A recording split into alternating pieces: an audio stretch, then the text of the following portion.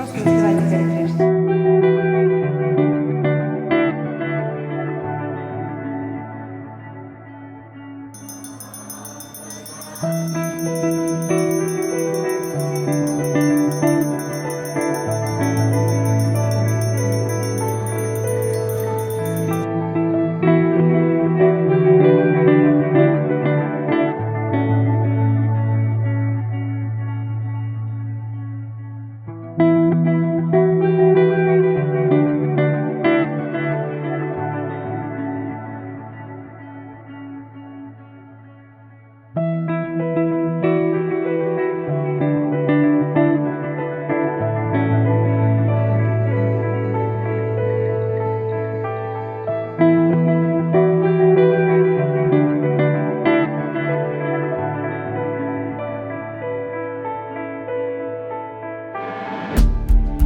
Харе Кришна.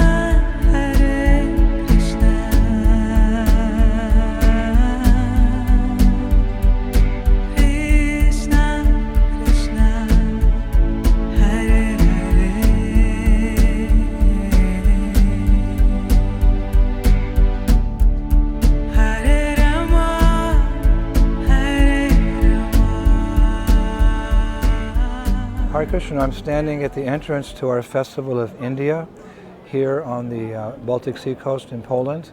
We actually hold a festival every day for 2 months, except on Mondays. Very satisfying to the heart because people get an experience of the wonderful world of Krishna consciousness. Rupa Goswami has a verse in the Bhakti Rasamrita Sindhu, Ado Shraddha Tata Sadhu Sangha Tabhajana Kriya Anartha Nivritti Siyat. That's half of that verse, where he describes how people take up the process of spiritual life, of Krishna consciousness. Interestingly enough, he says, Ado Shraddha Tata Sadhu Sangha. Their Shraddha, or their faith in the process of Krishna consciousness, comes about as a result of associating with sadhus, associating with devotees. So by coming to this festival, people get the opportunity to associate with devotees. We're from 14 different countries around the world, and the way that we engage them is, well, we have so many different tents depicting the different aspects of Krishna consciousness, and we have a stage program on our big stage going for 5.5, 6 hours an evening. Generally, people can't sit for more than 2 hours. Most movies or theaters are 2 hours, so how can people stay here for 6 hours? Because the entertainment is very nice. We try to increase the quality every year. We have different theatrical productions, different types of things we present on the stage. And if they get a little tired, they can get up and they can wander around the festival site. And we engage their senses in the process of Krishna consciousness. Rupa Goswami says, somehow or other, get people to start practicing Krishna consciousness. So our senses are the way we come in contact with this world, and the same way our senses are the way that we come in contact with the spiritual world.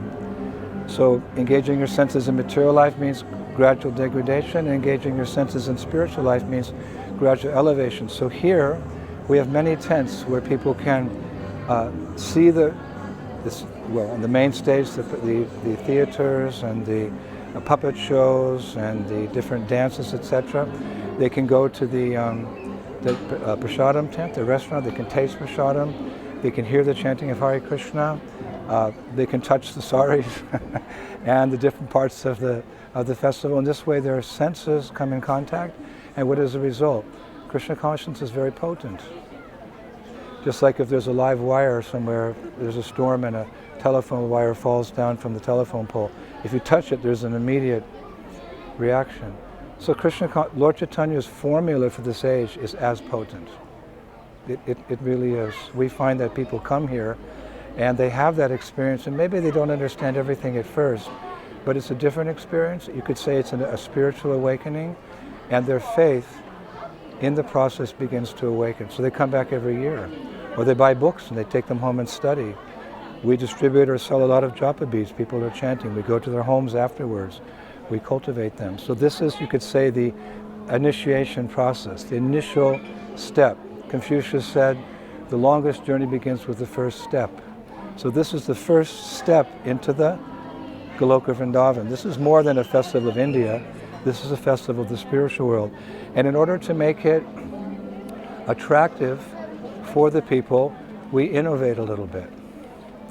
Innovation is required from time to time as the years go on, the decades go on, the centuries go on. Vaishnavas have to be innovative to be able to attract the people into the original tradition. We have to be a little bit innovative. So we're very innovative here. Prabhupada was innovative. He presented Krishna consciousness in a little more liberal way, you could say, than his own spiritual master, Bhaktisiddhanta Saraswati Thakur.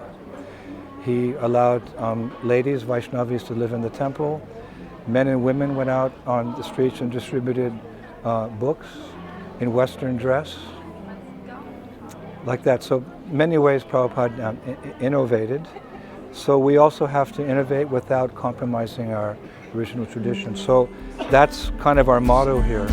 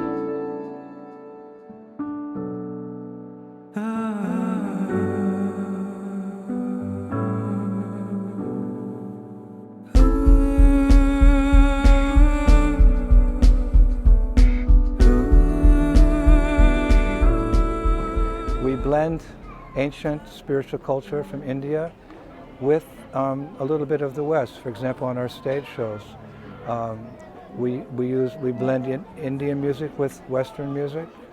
We have ballet. We use hip hop. You know, we're very, very innovative with the idea of bringing people in, making them feel comfortable, so that they can get the deeper message of Krishna consciousness. Where did I get this from? This spirit of innovation? Interestingly enough, from one of the most staunch devotees in our disciplic succession, Srila Bhaktisiddhanta Saraswati Thakur. He was very innovative. Therefore, I'm very bold in innovating. Prabhupada told me personally, he said, Indradyumna Das, at that time, he said, you preach boldly and you have faith in the holy names. So bold means to present it in such a way that people will take it up. So how innovative was Srila Bhaktisiddhanta Saraswati Thakur? Would he put on festivals? Because Prabhupada told us he had big, they called them exhibitions in those days. How innovative was he? Well, beyond riding in motor cars and wearing Western dress, which he did, and speaking in English, he had these huge, huge festivals. And in order to get the general public to come, for more than just hearing a bhajan or a discourse, but to get the masses of people to come, listen to how he innovated. This is where we get our ideas from. This is from Sri Bhakti Siddhanta Vaibhava by another staunch devotee, Bhakti Vikas Mahārāja. It's the chapter called Theistic Exhibitions, pages 355 to 356. This is from Mahāraja's book. Exposition was divided into two sections, spiritual and secular, with items collected from every part of India, and the whole extravaganza covering more than 1 square mile. The secular division demonstrated miscellaneous departments of human endeavor, medical, educational, agricultural, arts and crafts, cattle and livestock, child welfare, athletics, and several amusements. Bear in mind, this is a festival like we're having here. Several provincial governments sent materials to be displayed. Other attractions were performances of athletic feats, such as gymnastics, wrestling, boxing, sword, stick play, and jiu-jitsu. There were musical competitions, dramas, film shows, a circus. We haven't done that yet. And in the words of the harmonist, quote, other varieties of innocent amusements. So when we innovate here, we consider them innocent amusements. Prizes, medals, and certificates were awarded to deserving exhibitors and performers. We have a long way to go in innovation. The spiritual section was even more elaborate. A museum contained figures of Vishnu and Krishna and other religious objects, such as items formerly used by reputed sadhus. A book display featured volumes produced by different religious sects in diverse languages and manuscripts of rare unpublished religious works. There were photos and paintings of eminent sadhus and sundari sacred places. A major draw was a huge relief map of India occupying over a third of an acre, constructed on the ground with stone, cement, and brick, and showing prominent holy places, the locations of all Gaudiya Math branches, and the routes of Sri Chaitanya and Lord Nityananda's tours. Dioramas, which is one thing Bhaktisiddhanta Saraswati specialized in. Dioramas in over 50 stalls depicted manifold religious praxis of India, or places, with emphasis on Chaitanya Mahaprabhu's teachings. The practices of pure Vaishnavas, pseudo-Vaishnavas, and other religious sects were illustrated by life-size dolls set against backgrounds of appropriate painted scenes, many representing incidences in the pastimes of Lord Chaitanya. Another novelty for numerous visitors was the brilliant illumination of the entire grounds by recently installed electricity. That's innovation at its best, so we employ that in a tasteful way because, after all, this is a family event. This is the coast, the northern coast of Poland, the beaches, so naturally families come here. So our festival is done in such a way as there's entertainment for the children, there's entertainment for the teenagers, there's entertainment for the adults, and even the older people. We have something for everyone here at our festival of India. Everyone can come and experience in their own way the wonderful world of Krishna consciousness. So we hope that by seeing our presentation you can imbibe some of these ideas in your own towns and villages and put on a big event like this. We've been developing this festival, of course, materially and spiritually for over 30 years. And at one time my dear godbrother, B.B Govinda Mahārāja, came and he saw one of our shows and he said, "This is the greatest show on earth." I said, "I don't know if it's the greatest show on earth," but afterwards I thought about it. It's big, it's professional, it's colorful, festive, it's devotional, but the most important thing is that it's devotional, it has a message. It has a message, and people come and their senses are enlivened in various ways, and ado shraddha tata sadhusam bhajana kriya. After some time, we find people taking up the process of Krishna consciousness. So the longest journey begins with the first step. This is a genuine first step in people's spiritual life in a very pleasant, entertaining, and devotionally satisfying way. The Festival of India, the Festival of Goloka Vrindavan. Hare Krishna. Hare Rama, Hare Rama, Rama Rama, Hare Hare,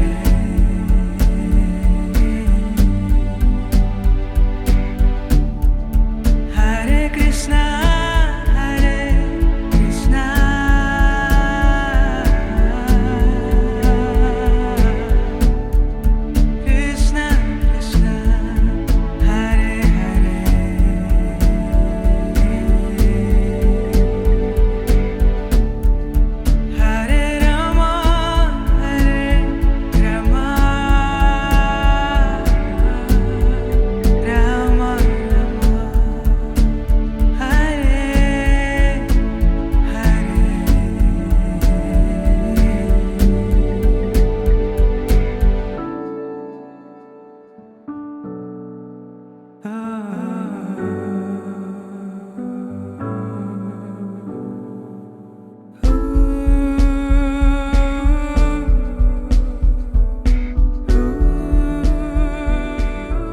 So this is the pottery tent.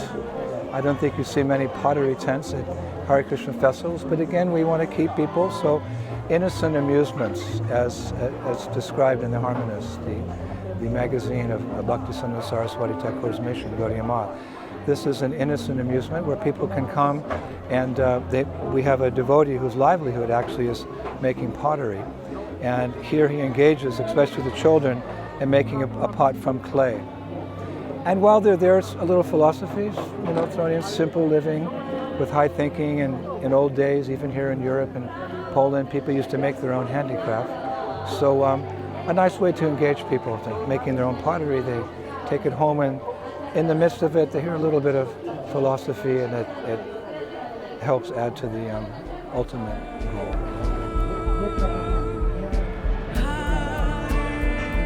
This is perhaps my favorite. This is the book tent where people can come after getting this experience, Ado Shuddha Tata Sadhu Sangha, to Bhajana Kriya. By coming and associating with devotees and the way devotees live, and seeing our culture, people naturally become more inquisitive. And they kind of naturally are drawn to the book tent where all questions are answered. Prabhupada said one time, the chanting of Hare Krishna is particularly potent when heard from the lips of a pure devotee. So when Prabhupada shares Krishna consciousness, the effect is immediate. Sometimes I'm giving my lecture, 40-minute lecture, and in the back of my mind I'm thinking, my spiritual master said, what will your 10-minute lecture do?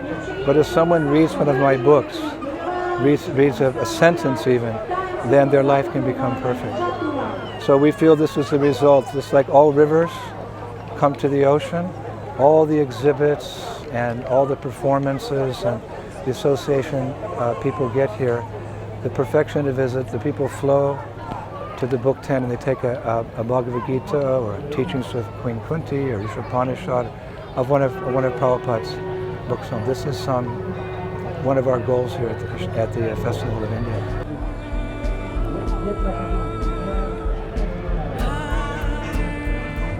This is our yoga tent where people can come and learn the process of Hatha Yoga. We're a movement of bhakti yogis, but we dovetail Hatha Yoga because, well, people are very interested in it these days, and many of our devotees are experts. They're Hatha Yoga teachers as a livelihood, as a means of livelihood for their families. But and then through the process of Hatha Yoga, we teach them that it's a ladder, Hatha, Raja, Jnana. It culminates in the yoga of love, Bhakti Yoga. Connecting, yoga actually means to connect with the Supreme. So in the beginning we control our mind and senses so as to not be engaged in material life. Once that's done, we can focus on our spiritual lives and connect to God through Bhakti Yoga. But no harm in doing Hatha Yoga ourselves, no harm in teaching people Hatha Yoga because it makes one healthy. Physically, mentally, intellectually, it makes you healthy and strong. And didn't Prabhupada sign his letters? He would always sign his letters, hoping this meets you in the best of health. Your ever well-wisher, A.C. Bhaktivedanta Swami Prabhupada. So Prabhupada didn't want devotees to get sick because if you're sick, you can't perform devotional service. So one way to remain healthy, a natural way, part of our tradition, part of our culture, Vedic culture, is yoga. So no problem in practicing or teaching because it makes us healthy, so we can perform our devotional services without any interruption.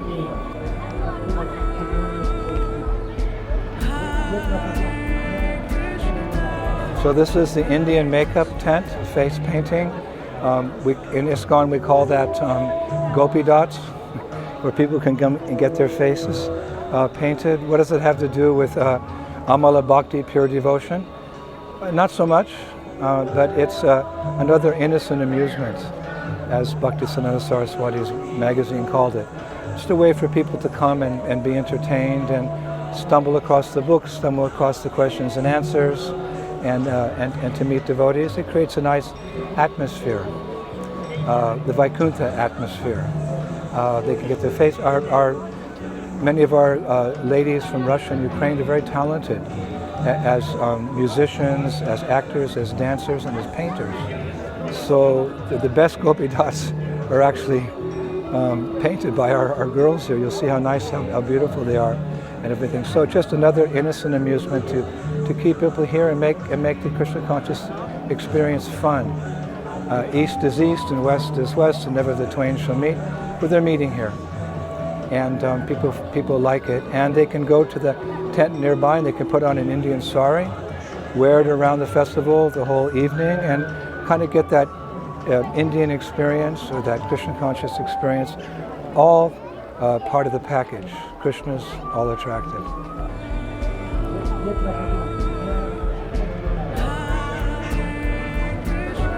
So this is the theater tent, the puppet theater. This is especially for children. As I mentioned earlier, a festival means this is a festival for the family. When we did the Woodstock Festival, when we participated in the Woodstock Festival, it was mainly young people from 20 years to 35 years. But this is the coast, so families come. So we have something for everybody, and we have puppet shows for children. Of course, the theme of the puppet shows is Krishna consciousness. We do Krishna's pastimes, but there's always a little moral in there. We get a lot of ideas from Walt Disney. We go to Disneyland and we see how they market that, and we dovetail those things in a Krishna conscious way. Again, we try to make it at a very high level, like the Disney World people do. But the kids come and they really enjoy. And I find that when the children are enjoying the festival, the parents are enjoying the festival. And these are 3-day events. In each town we stay for 3 days. So I've been told that by the parents that it's the children who dragged the parents back to the festival. So another innocent amusement, but Krishna conscious, very Krishna conscious, because the puppets are Krishna and Balaram and Radharani and Jatila and so forth and so on. So even at that young age, they get an impression in their own way about Krishna conscious. So a family event, something for everybody.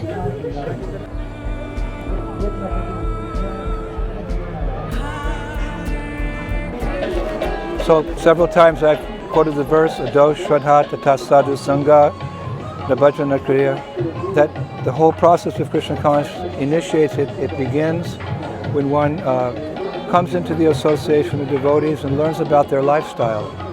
What we're presenting here is actually the lifestyle of Krishna consciousness, the lifestyle of the spiritual world of Goloka Vrindavan. So people come and it's something different. It's something very, very, very special. It's spiritual. They're actually getting a spiritual experience. They may not know that in the beginning, but naturally that leads to bhajana kriya, which means inquiring, like if I'm interested in your lifestyle, I want to practice it, what do I do?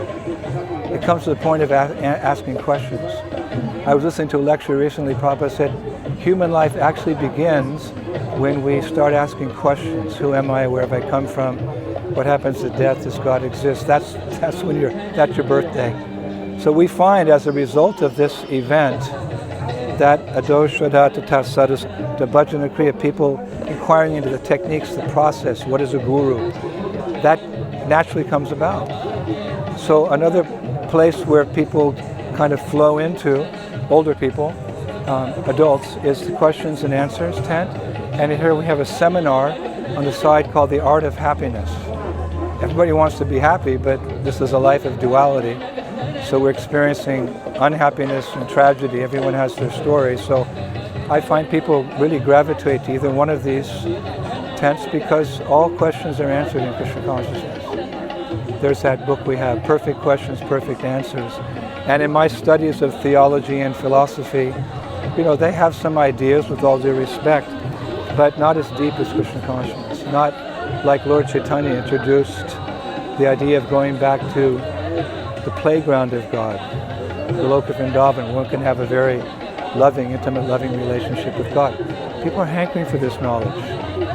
So this is a very, very important part of our event. The book tent and the questions and answers, Art of Happiness, this is where people really become connected, and they write down their addresses and their telephone numbers and emails, and we keep in contact with them and we cultivate them. But they really find this festival to be a high point in their year. Many people tell me, because we've been coming for 30 years, to many of the same towns. They consider this to be a high point in their year. They come here, like we go to Vrindavan to get spiritually surcharged. Prabhupada said Vrindavan's for inspiration. People come to this festival for spiritual inspiration. They have a deep experience. And they share that with me. They tell me that. One lady came the other day and she said that she'd been coming to our festival for 20 years. She woke up that morning and said, I think it's time for me to buy a book. What was that book that man always talks about, Bhagavad Gita? She came here just to buy it. She came at the end of the festival just to buy the Bhagavad Gita. That's the result of doing this festival year after year after year. People have their own pace. We're here to facilitate them at whatever pace they've come. Many of them come to the tents, and from there on, Krishna will guide them.